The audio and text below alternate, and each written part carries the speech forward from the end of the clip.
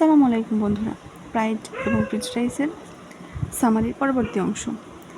এই ভিডিওতে শর্টের মধ্যে প্রাইড অ্যান্ড প্রেজুডিসের সম্পূর্ণ নোট দেওয়া আছে। সেখানে ক্যারেক্টারিস্টিক্স, থিম, বাংলা ইংলিশ সামারিগুলো সুন্দরভাবে স্ক্রিনশটভাবে দেওয়া আছে। তো বন্ধুরা, শুরু করা যাক। বিংলের কাছে এর মধ্যে 5 কন্যার খবর পৌঁছে যায় এবং সে দেখা করতে আসে বেনেট পরিবারের সাথে। মিসেস বেনেট তাকে খাবার জন্য আমন্ত্রণ করেন, কিন্তু দুর্ভাগ্যবশত বিংলের একটা কাজ পড়ে যাওয়াতে সে যোগদান করতে পারে না। এটা প্রাইড অ্যান্ড প্রেজুডিসের পরবর্তী অংশ।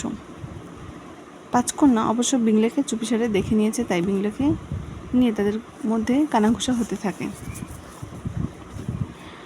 মেলামেশার সুযোগ আসে যখন তারা বল নাচের আসরে যায়। পার্টিতে বিংলে তার ঘনিষ্ঠ একজন বন্ধু ডার্সি এবং তার কয়েকজন আত্মীয়র নিয়ে আসে। বেনেট পরিবারের 5 কন্যাও সেখানে যায়।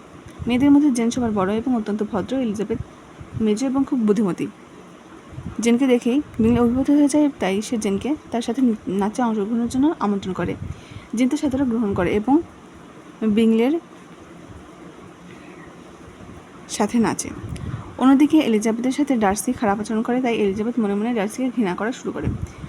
বিংলের 3 ভাই বোন বিংলে, ক্যারোলিন বিংলে এবং মিসেস হার্টস মিলে নেদারফিল্ডে থাকে।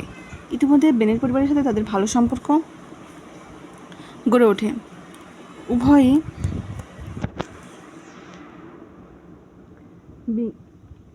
উভয়ের বাড়ি দেখা করতে আসে।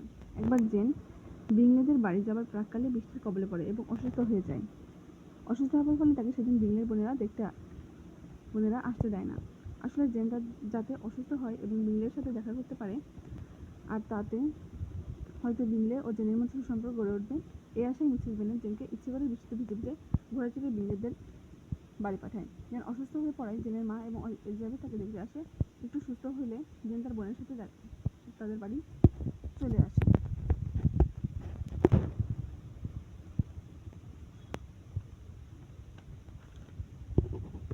এরপর একদিন মিস্টার বেনেট মিসেস বেনেটকে বলে যে তাদের বাড়িতে একজন অতিথি আসবে, তার জন্য ভালো খাবার রান্না করা হয়।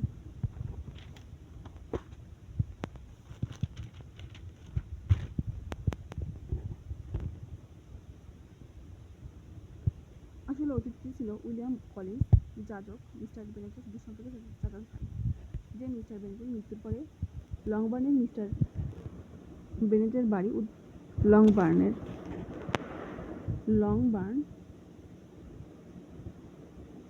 মিস্টার বেনেটের বাড়ি উত্তরাধিকারী হবে।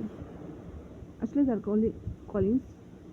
কলিন্সের উদ্দেশ্য ছিল মিস্টার বেনেটের 5 কন্যার সাথে যে কোনো একজনকে বিয়ে করা, তাহলে তার সম্পত্তি আর বাইরের কেউ নিতে পারবে না। অবশ্য 5 জন কেউই কলিন্সকে পছন্দ করতো না, আর মিসেস বেনেট বা মিসেস বেনেটও না।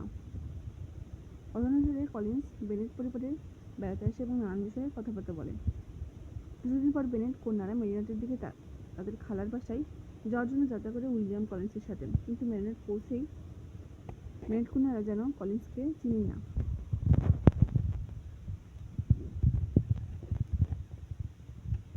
তাদের নজর কেড়ে নেয় উইকহ্যামের নামের এক ভদ্রলোকের উপর।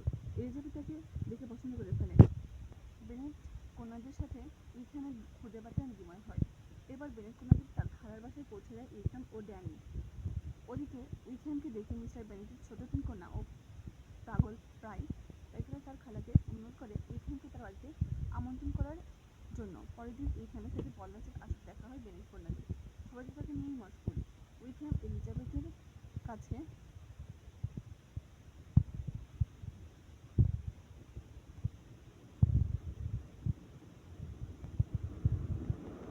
ডার্সি নামে বানিয়ে বানিয়ে মিথ্যা কথা বলতে থাকে যে কি করে ডার্সি তাকে ঠকিয়েছে।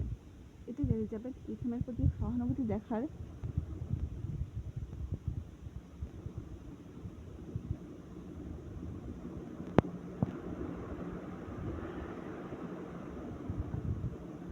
আর তার এলিজাবেথের মনে ডার্সির জন্য একটা খারাপ বিরূপ প্রতিক্রিয়া জন্মায়। পরবর্তীতে নেদারফিল্ডের এক বল নাচের আসরে মিসেস বেনেট আর তখন অনেকটা ঢাকঢোল পিটিয়ে ঘোষণা করে যে শীঘ্রই জেন এবং বিংলে বিবাহ বন্ধনে আবদ্ধ যা ডার্সির মনে প্রচণ্ড বিরক্তি উদ্বেগ ঘটায়। হতবাক হয়ে যান। আসলে তার নিজের প্রতি অনেক কিছু ধারণা ছিল, তাই এলিজাবেথ তাকে প্রত্যাখ্যান করায় তিনি মনে মনে একটু ক্ষুব্ধ হন। এলিজাবেথের উপর কিন্তু এলিজাবেথের বান্ধবী শার্লট লুকাসকে দেখে মিস্টার কলিন্স পছন্দ করে ফেলে এবং তাকে শার্লট লুকাসকে বিয়ের প্রস্তাব দেয়। লুকাস সেই সুযোগ হাতছাড়া করে না, তার বিবাহ বন্ধনে আবদ্ধ হয়। এরপরই বিংলে নেদারফিল্ড ত্যাগ করে লন্ডনে চলে যায়। কিছুদিন পর জেনের কাছে বিংলের বোন ক্যারোলিন একটা চিঠি পাঠায়। তাদের লেখা থাকে যে বিংলে আর নেদারফিল্ডে ফিরবে না এবং সে বিংলে ডার্সির বোন জর্জিয়ানাকে বিয়ে করবে। এটা শুনে জেন ভীষণ কষ্ট পায় এবং মানসিকভাবে আহত হয়, কিন্তু বুদ্ধিমতী এলিজাবেথ বুঝে ফেলে যে ক্যারোলিন ও ডার্সি চক্রান্ত করে জেন ও বিংলের সম্পর্কে ফাটল ধরিয়েছে। এর কিছুদিন পর মিসেস বেনেটের ভাই ও তার স্ত্রী বেড়াতে আসে তাদের বাসায়। জেনের মানসিক কষ্ট দেখে তার জেনের মামি মিসেস গার্ডিয়ানার জেনকে তাদের সাথে নিয়ে যেতে চায়। মিসেস গার্ডিয়ানারের প্রস্তাবে জেন রাজি হয়। জেন, এলিজাবেথ ও তার মামা মামি লন্ডনে চলে যায়, কিন্তু লন্ডনে গিয়ে জেনের সাথে ক্যারোলিনের দেখা হয় এবং প্রস্তাবে জেন রাজি হয়।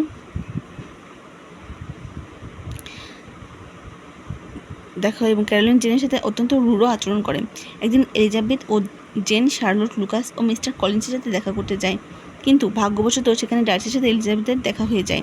তারা দুজনে হাঁটতে বের হয় এবং ডার্সি বলে যে সে বিংলেকে বাধা দিয়েছে জেনের কাছে যেতে। এটা শুনে এলিজাবেথ ডার্সির উপর রেগে যায়। তারপরেও ডার্সি এলিজাবেথকে ভালোবাসার কথা বলে আর এলিজাবেথ তাকে একবারকে প্রত্যাখ্যান করে, কিন্তু পরে ডার্সি একটা চিঠি পাঠায় এলিজাবেথকে এবং তাতে সে বলে যে জেন ও বিংলের সম্পর্কে ফাটল ধরানোতে তার হাত আছে। সে বুঝতে পেরেছিল যে জেন হয়তো বিংলেকে সত্যিকার অর্থে ভালোবাসে না, তাই ডার্সি এমনটা করেছে এবং সে আরও জানে যে উইকহাম লোকটা আসলে বড্ড খারাপ। সময় হলে সেটা সেই এলিজাবেথ বুঝতে পারবে। এরপরেই এলিজাবেথের কাছে খবর আসে যে উইকহাম এলিজাবেথের ছোট বোন ইলিডিয়ার মশগুল। একথা তখন এলিজাবেথ তার বাবাকে জানায়। কিছুদিন পর এলিজাবেথ তার মামা মামির সাথে ডার্সিদের বাড়িতে বেড়াতে যায় এবং ডার্সি যে কত সম্পত্তির মালিক তা বুঝতে পারে। সে তখন মনে মনে ডার্সিকে নিয়ে ভাবতে শুরু করে, আর ওখানেই বিংলের সাথে দেখা হয়ে যায়। বিংলে স্বীকার করে যে সে এখনও তিনকে আগের মতোই ভালোবাসে, কিন্তু পরক্ষণেই একটা চিঠিতে এলিজাবেথ জানতে পারে যে লিডিয়া এবং উইকহাম পালিয়েছে।